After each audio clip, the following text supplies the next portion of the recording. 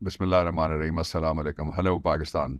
आज बहुत इम्पॉर्टेंट एक दिन है आलमी, जिसको कहते हैं वर्ल्ड रिफ्यूजीज़ डे, मुहाजिरीन का दिन। तो इस मौके पे जो मुहाजिरीन जिनको मगरब ने मुस्लिम सरजमीनों पे आके जो जंगें लगाई, उनके नतीजे में बहुत सारे मुहाजिरीन गए हैं यूरोप में। और एक दूसरी किस्म की हिजरत है, वो हिजरत है जो अफ़गानिस्तान से हुई थी आज से कोई 35 साल पहले पाकिस्तान में। वो मुहाजिरीन यहाँ पे बैठे हुए हैं और उनकी अब चौथी नस्ल भी आ गई है, इसलिए उनके हवाले से आलमी दुनिया ने आज तक कुछ नहीं किया। तो उनको बहुत जल्दी क्यों है? जो मगरब में चले गए, पाकिस्तान के अलावा मुख्तलिफ सरजमीनों से, जिनमें अफ़गानिस्तान भी शामिल है, बाकी लोग जो गए हैं, उनके हवाले से जल्दबाजी हुकूमतें कर रही हैं और कुछ कवानीन ऐसे बना रही हैं जो जायज़ नहीं है, नंबर वन। और नंबर टू ये है कि उसके नतीजे में ये जो हिजरतें हैं, एक नई सूरत हाल पैदा हुई है। मैं इसी हवाले से आज आपको एक तस्वीर दिखाना चाहता हूँ। ये ज़रा तस्वीर देखिएगा। मैं बात कर रहा हूँ, ये तस्वीर दूसरी तरफ आपको नज़र आ रही है। 1947 में जब पार्टीशन ऑफ इंडिया एक्ट पास हुआ और उसके बाद हम आज़ाद हुए, पाकिस्तान बना, कायद आज़म का, अल्लामा इकबाल का, और उन शोदा का जिन्होंने कुर्बानियाँ दी, और मुहाजिरीन का जिन्होंने कुर्बानियाँ दी, और वो जो अंसार थे जिन्होंने सबको गले लगाया, उन सब का भी शुक्रिया। लेकिन ज़रा देखिएगा कि उस वक्त लोग एक नए सरजमीन और नए वतन और नई आज़ादी की तलाश में लोग घर से निकले थे, अपना सब कुछ छोड़ छाड़ के। और तस्वीर के निचले हिस्से में ये पाकिस्तान की नई नस्ल है। ये 75 साल गुजरने के बाद ये भी नई ज़मीनों की तरफ निकल रहे हैं। ये मुस्लिम ज़मीनें नहीं हैं, ये मगरबी ज़मीनें हैं। और ये कोई पाकिस्तान नहीं है, ये पाकिस्तान से हिजरत करने वाले लोग हैं। पहले 1947 की हिजरत पाकिस्तान में हुई थी, यहाँ से अब हिजरत पाकिस्तान से बाहर शुरू हो गई है, और उसके असबाब हैं। मैं सबसे पहले आपको दो बड़ी जो इम्पोर्टेंट पाकिस्तान की सियासत के अंदर साजिशें भी चल रही हैं और बहुत बड़ी गुफ्तगुएँ भी चल रही हैं, मैं उनकी तरफ आपको ले जाना चाहता हूँ, और फिर मैं इसकी तरफ, मौजू की तरफ आपको वापस लाऊंगा। सबसे पहला तो ये है कि इमरान खान को माइनस करने के लिए जितनी भी कोशिशें थी वो सारी नाकाम हो गई हैं। और कल जब इमरान खान आ रहे थे इस्लामाबाद की अदालतों में अपनी ज़मानतों के लिए, तो उन्होंने बड़ा वाज़ेह पैगाम दिया और पूरी वज़ाहत के साथ, वैसे कोई कसर नहीं छोड़ी उसमें, जिसमें उन्होंने दो बातें क्लियर कर दी। एक, उन्होंने कहा किसी कीमत के ऊपर मैं कोई डील नहीं करूँगा, नंबर वन। और दूसरा, उन्होंने साथ ही ये कह दिया कि किसी कीमत के ऊपर मैं पाकिस्तान से बाहर नहीं जाऊँगा। यानी पाकिस्तान से बाहर आप किसी को उठा के ज़बरदस्ती नहीं भेज सकते। जब तक जितने लोग गए हैं, हमेशा उन्होंने डील की, और डील करने के बाद फिर जहाज़ आया, फिर वहाँ आगे लैंडिंग का बंदोबस्त हुआ, फिर रहने का बंदोबस्त हुआ, खाने-पीने का वहाँ से बंदोबस्त हुआ, और खाना-पीना आपस में तक़सीम किया गया, और फिर लोग चले गए। इमरान ना खाता है और ना ही लगाता है, इसलिए सवाल ही पैदा नहीं होता, और ना वो भागता है और ना ही जाता है। वो पाकिस्तान के अंदर इंशाअल्लाह लज़ीज़ रहेगा और जिद्दोजहद करेगा आपके साथ। गलतफ़हमियाँ 3 हैं। पहली गलतफ़हमी ये है कि शायद उसकी तरफ से किसी को इख्तियार है कि वो जाके बातचीत करे। उसकी तरफ से किसी को सिवाय इलेक्शन के टाइम के ऊपर, शेड्यूल के अनाउंसमेंट के ऊपर, इसके अलावा किसी किस्म का कोई इख्तियार उन्होंने पार्टी में कभी भी नहीं दिया।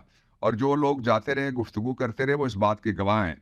दूसरा जो गलतफ़हमी पैदा करने की कोशिश की जा रही है, वो गलतफ़हमी ये है कि शायद वो जिस तरह कहते हैं ना, अच्छे दहशतगर्द, बुरे दहशतगर्द, अच्छे शरपसंद, बुरे शरपसंद, 2 वज़ीर एक ही जगह एहतजाज कर रहे थे।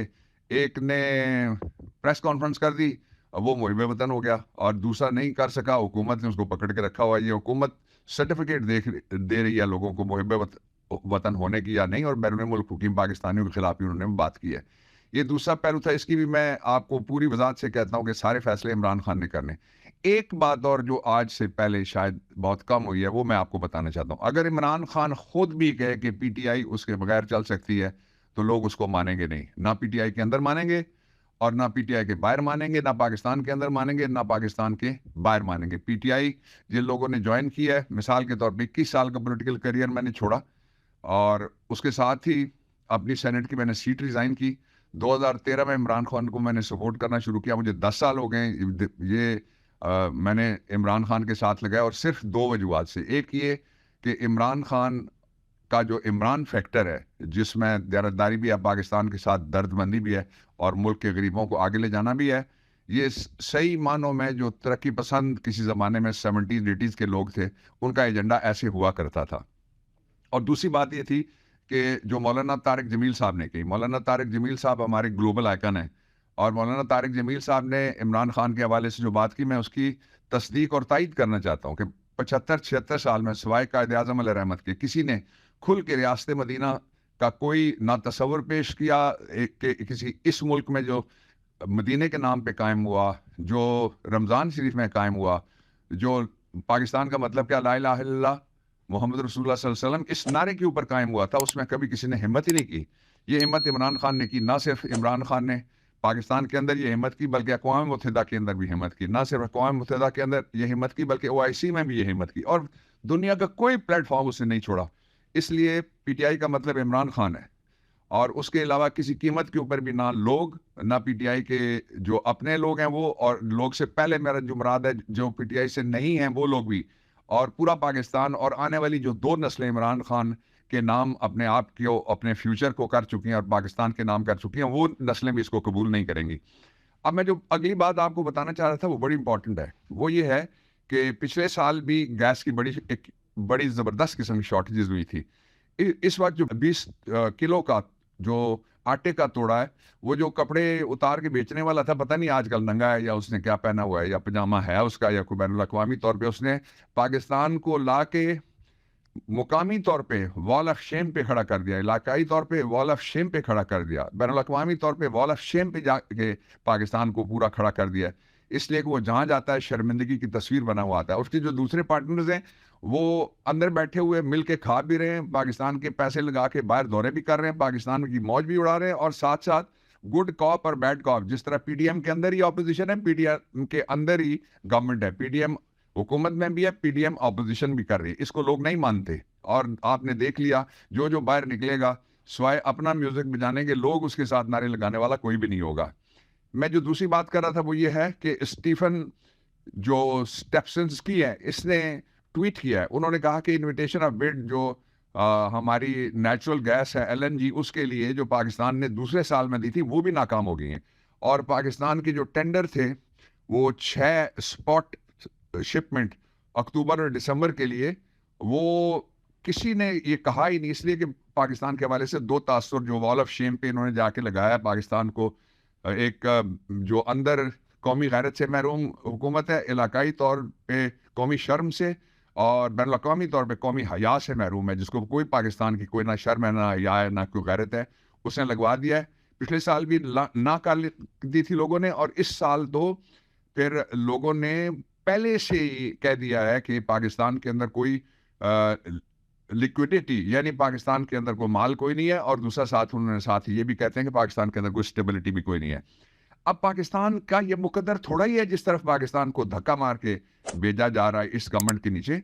ये गवर्नमेंट रह गई है पाकिस्तानियों में, आपको बताना चाहता हूँ, 7 हफ्ते की, और जिस तरह मुझे यकीन है कल का सूरज फिर निकलेगा इंशाअल्लाह अज़ीज़, कल की energy, tomorrow will be a new day, और हर नए दिन की एनर्जी एक अलग सी होती है। तो पाकिस्तान की जो एनर्जी है वो इस तरफ दौड़ते हुए जा रही है बहुत तेज़ी के साथ कि इमरान खान की वापसी होनी है, इलेक्शन होने हैं, और उसके अलावा कोई रास्ता नहीं बचना।